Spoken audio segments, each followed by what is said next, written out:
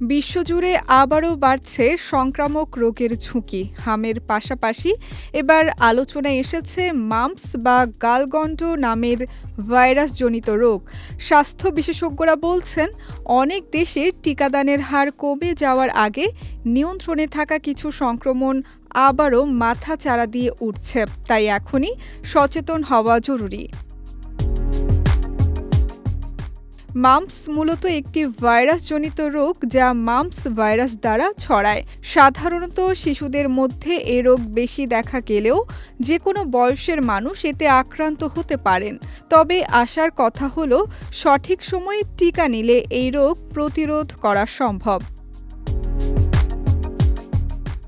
যুক্তরাষ্ট্রের মেরিল্যান্ড অঙ্গরাজ্যের স্বাস্থ্য বিভাগ জানিয়েছে, চলতি বছরের ১৯ ফেব্রুয়ারি পর্যন্ত সেখানে মাম্পসের ২৬টি সংক্রমণ শনাক্ত হয়েছে। এর মধ্যে ১৯টি নিশ্চিত এবং ৭টি সম্ভাব্য সংক্রমণ।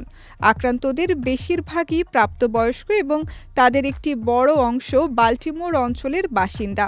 একই সময়ে দেশটির রোগ নিয়ন্ত্রণ ও প্রতিরোধ কেন্দ্র জানিয়েছে, ফেব্রুয়ারির শেষ নাগাদ অন্তত ১১টি অঞ্চলে ৩৪টি মাম্পস সংক্রমণের তথ্য পাওয়া গেছে। মাম্পসের লক্ষণ সাধারণত সংক্রমণের ২ থেকে ৩ সপ্তাহ পর প্রকাশ পায়। অনেক সময় লক্ষণ হালকা হতে পারে, আবার কারো ক্ষেত্রে স্পষ্ট উপসর্গও দেখা যায়। এর মধ্যে উল্লেখযোগ্য হল কান ও গালের সামনে লালাগ্রন্থি ফুলে যাওয়া ও ব্যথা, জ্বর, মাথা ব্যথা, পেশিতে ব্যথা, অতিরিক্ত ক্লান্তি, ক্ষুধা মন্দা এবং খাবার চিবাতে অসুবিধা। কিছু ক্ষেত্রে পুরুষদের অন্ডকোষে ব্যথা বা ফোলাও দেখা দিতে পারে। এই ভাইরাস খুব সহজেই একজন থেকে আরেকজনের মধ্যে ছড়িয়ে পড়ে।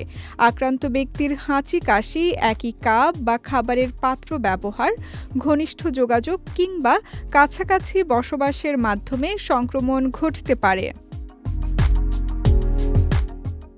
যদিও অধিকাংশ ক্ষেত্রে রোগটি সেরে যায়, তবুও কখনো কখনো জটিলতা দেখা দিতে পারে, যেমন মস্তিষ্কের আবরণে প্রদাহ, অন্ডকোষ বা ডিম্বাশয়ে প্রদাহ, অগ্ন্যাশয়ের সমস্যা কিংবা শ্রবণ শক্তি হ্রাস।